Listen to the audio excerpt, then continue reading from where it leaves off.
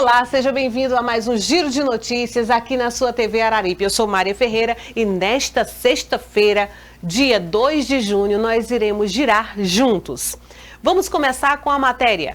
Europa se reúne com Zelensky e desafia Putin em cúpula na Moldávia. O presidente ucraniano Volodymyr Zelensky recebeu apoio expressivo de líderes europeus nesta quinta-feira, durante a cúpula da Comunidade Política Europeia na Moldávia, um país que faz fronteira com a Ucrânia e também é uma ex-república soviética que teme as ambições expansionistas de Moscou. Entre as dezenas de autoridades europeias reunidas na cidade Bulboaca, a apenas 20 quilômetros da fronteira ucraniana, chamou a atenção a ausência do presidente turco Recep Tayyip Erdogan, reeleito para mais um mandato no domingo e que mantém as relações próximas com Moscou. A matéria completa você acompanha em oglobo.com.br. Lula confirma a indicação de Cristiano Zanin ao STF. Se transformará num grande ministro. O presidente Lula anunciou nesta quinta-feira, dia 1º, que indicará o advogado Cristiano Zanin para ministro do Supremo Tribunal Federal. Eu acho que todo mundo esperava que eu fosse indicar o Zanin. Não só pelo papel que ele teve na minha defesa, mas simplesmente porque eu acho que o Zanin se transformará num grande ministro da Suprema Corte deste país, declarou Lula à TV Globo.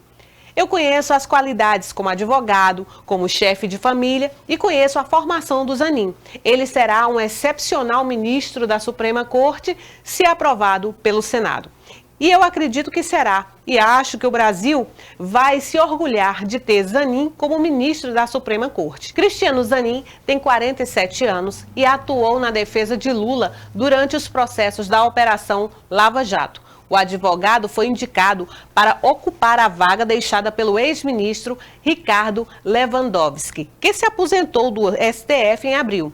Cabe ao Senado Federal aprovar ou não o nome de Zanin para o STF. O advogado deverá passar por uma sabatina na Comissão de Constituição e Justiça da Casa. Em seguida, os senadores votarão a indicação. Matéria na íntegra no g1.globo.com, na aba Política.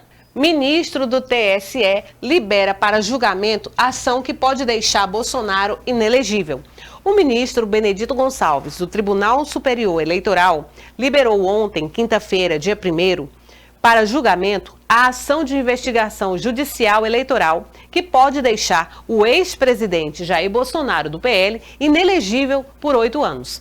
No caso, o ex-mandatário é investigado pelos ataques que fez ao sistema eleitoral brasileiro durante reunião com embaixadores em julho de 2022.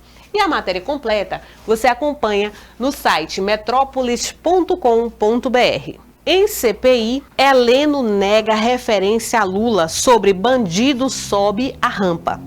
O general Augusto Heleno respondeu à Comissão Parlamentar de Inquérito, CPI, dos atos antidemocráticos sobre um episódio em que ele deixava o Palácio do Planalto em dezembro do ano passado, quando foi perguntado por um apoiador do ex-presidente Jair Bolsonaro se bandido sobe a rampa e respondeu que não.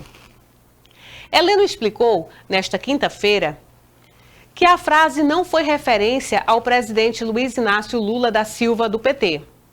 Não tinha nome na pergunta. Eu continuo achando que ladrão não sobe a rampa. Continuo achando isso. Não tinha nome na pergunta. Eu estava dentro do carro e apareceu uma pergunta que nem lembro exatamente. Mas eu tenho certeza que não tinha nome. Ladrão sobe a rampa? Não. Tinha acontecido várias perguntas na mesma hora e eu respondi não. Atribuíram esse não à pergunta de ladrão sobe a rampa, respondeu ao deputado Fábio Félix, do PSOL. O caso foi revelado pelo portal Metrópolis. No decorrer da CPI, Heleno foi questionado pela deputada Paula Belmonte, do Cidadania, se ladrão sobe a rampa. O general então respondeu que não. Logo em seguida, a parlamentar disse que um ladrão subiu, mas a população brasileira votou com 50 e pouco por cento Que ladrão sobe a rampa, em alusão ao presidente Lula, eleito democraticamente nas urnas em outubro do ano passado. A matéria completa, Correio Brasiliense, é onde você encontra. Ibovespa sobe 2,06%, dólar cai 1,3% e volta aos R$ 5. Os 3 fatores que impulsionaram os ativos de risco na primeira sessão de junho.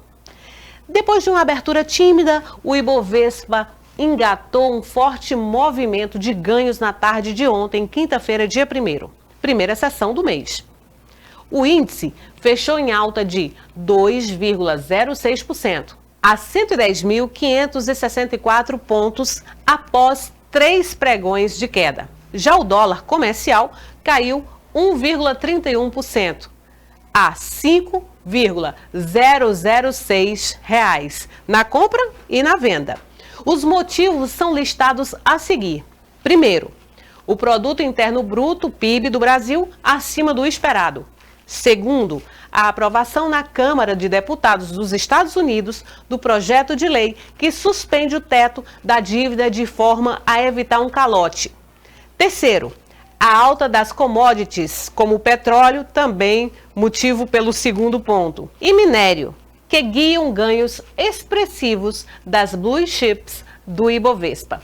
A matéria na íntegra você vai encontrar no site infomoney.com.br. Surtos de Candida auris não dão trégua. Pernambuco confirma mais um caso do superfungo. Em menos de 15 dias, a identificação dos 2 primeiros casos de Candida auris este ano em Pernambuco, a Secretaria Estadual de Saúde já contabiliza 7 pacientes com diagnóstico confirmado do superfungo emergente, que representa uma séria ameaça à saúde pública. Ontem, quinta-feira, um novo caso de Candida auris foi confirmado. Trata-se de um paciente do sexo masculino de 69 anos e que está internado no Hospital do Tricentenário, em Olinda, no Grande Recife.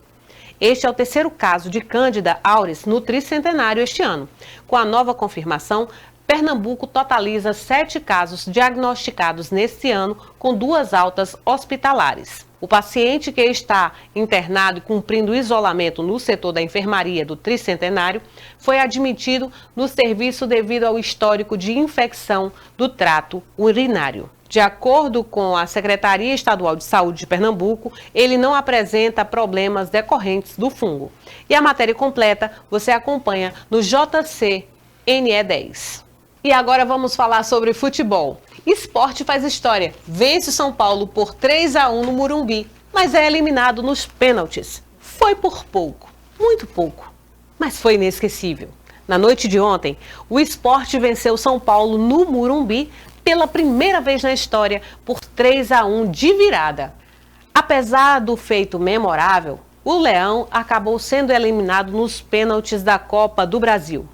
Contrariando as expectativas, o Sport foi melhor do que o São Paulo durante todo o jogo e sempre esteve mais perto de conseguir reverter a desvantagem do que levar o empate.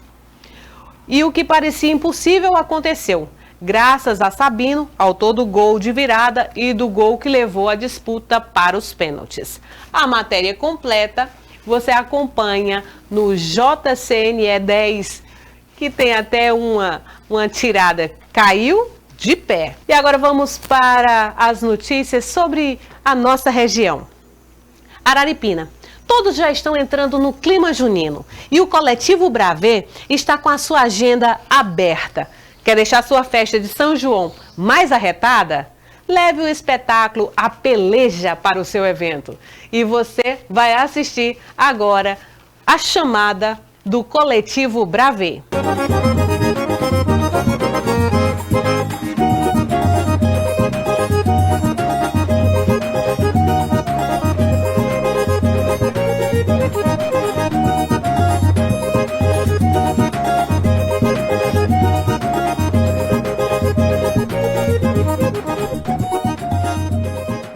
Bem, é assim que a gente finaliza o nosso giro de notícias de hoje, já com climinha de São João. Lembrando a vocês que logo mais à noite tem festa, já começando os festejos juninos aqui na cidade de Araripina, começando pelo distrito de Lagoa do Barro. E a gente se encontra por lá, porque a TV Araripe vai fazer toda a cobertura do São João, o mais gostoso do Brasil.